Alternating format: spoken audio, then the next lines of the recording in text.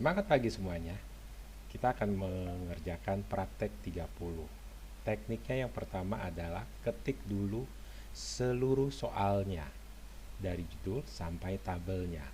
Yang kedua, kita atur dari nomor, kita blok baris kelima sampai baris ketujuh, kemudian gunakan merge and center.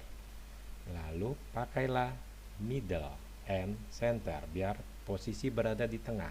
Begitu pula dengan nama nasabah, merge and center, middle. Nilai deposito juga, merge and center, middle. Nah, bagaimana caranya jika nilai deposito ingin menjadi dua baris? Nah, kita gunakan yang namanya wrap text. Kemudian kita perkecil sedikit tampilannya. Nah, perhatikan nilai deposito akan berubah menjadi dua baris seperti ini. Kemudian untuk jangka waktu kita blok juga dari kolom D sampai kolom G. Gunakan merge and center. Kemudian kita klik juga middle. Nah, sekarang untuk mengerjakan rumus-rumus yang ada, pastikan dalam mengetik mata uang itu tidak boleh manual. Contoh seperti ini. Ingin mengetik 2 miliar seperti ini nih nilai depositonya, ketik aja tanpa RP, tanpa desimal seperti ini. Kemudian kita lakukan, kalau kamu sudah mengetiknya, kita blok nilai deposito ini, lalu kita pilih yang namanya format number. Klik format number, kemudian pilih accounting, cari simbol RP atau RP Indonesia. Kalau di komputer kalian tidak ada RP, cari simbol RP Indonesia, pasti ada di semua Excel, ada RP Indonesia. Kemudian jika ingin menambahkan desimal 2 angka belakang koma, nolnya tinggal tambahkan jadi 2 desimalnya jadi 0,00. Kalau diklik OK, bentuknya seperti ini. Nah, kalau kalian ketemu masalah, ada ketemu pagar, jangan khawatir. Ini hanya perlu diperlebar sedikit saja. Nah, sampai tampilannya terlihat semuanya. Nah, sekarang untuk bagian rumus ada dua cara. Yang pertama sama dengan kita bisa ketik 0,69% dikali nilai depositonya. Lihat nilai deposito yang pertama adalah di sini 2 miliar. Kita cek, ini berada di C8. Ingat, di kolom C baris ke-8. Kemudian enter, nanti akan tampil pagar lagi, kita lebarkan kembali, kita lebarin kembali. Lalu kalau sudah, tinggal kita drag ke bawah. Nah, selesai. Begitu pula dengan 0,79 sama dengan 0,79% dikali nilai deposito.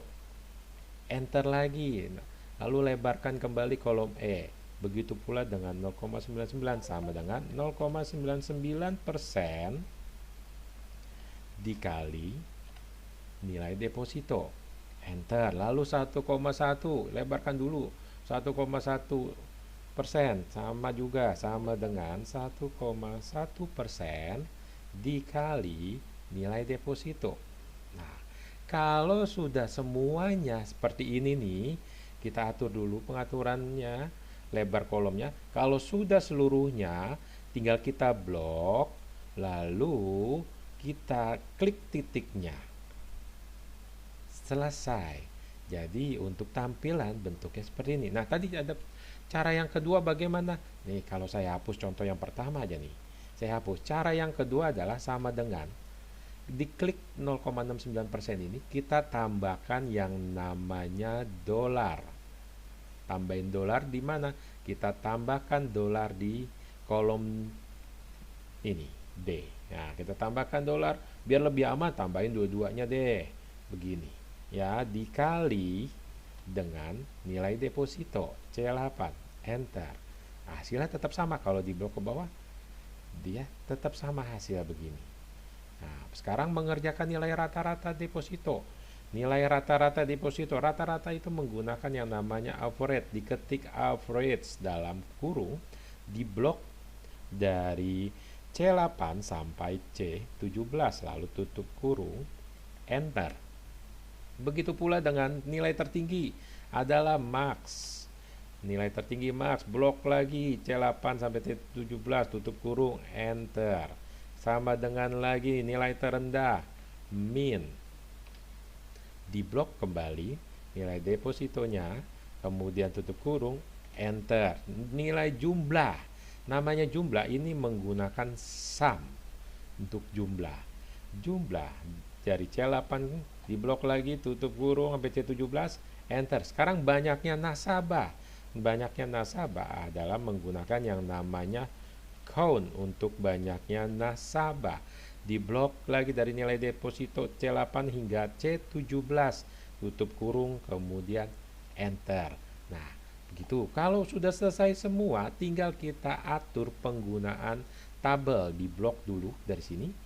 Kemudian kita klik kanan, kita pilih format cell, lalu border. Nah, kita buat border ini dulu. Ingat, harus ada 2 jenis garis. Contohnya bagaimana?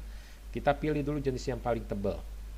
Kemudian klik outline-nya. Yang bisa tebelnya yang seperti ini atau tebel yang seperti ini juga nggak masalah. Sekarang kita pilih garis yang tipisnya. Klik inside-nya. Ini udah ada 2 jenis garis, tebal dan tipis. Tinggal oke. Kemudian yang paling bawah juga kita atur di sini. Kita kasih juga dia outline-nya dan inside-nya. Oke, nanti hasil bentuknya jadi seperti ini. Kemudian jangan lupa kamu simpan.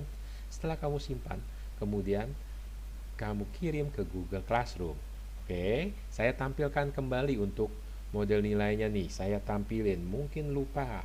Saya tampilkan untuk bentuk-bentuk nih, rumusnya seperti apa. Kalau kamu ingin mengikuti bentuk seperti ini, harus sesuai kolom dan barisnya, nggak boleh beda. Kalau kamu beda, pasti hasilnya juga beda walaupun rumusnya sama.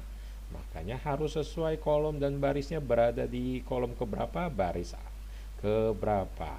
Ya, ini saya tampilkan untuk rumus-rumusnya agar kalian bisa melihatnya. Oke, selamat mengerjakan. Tuhan Yesus memberkati semua.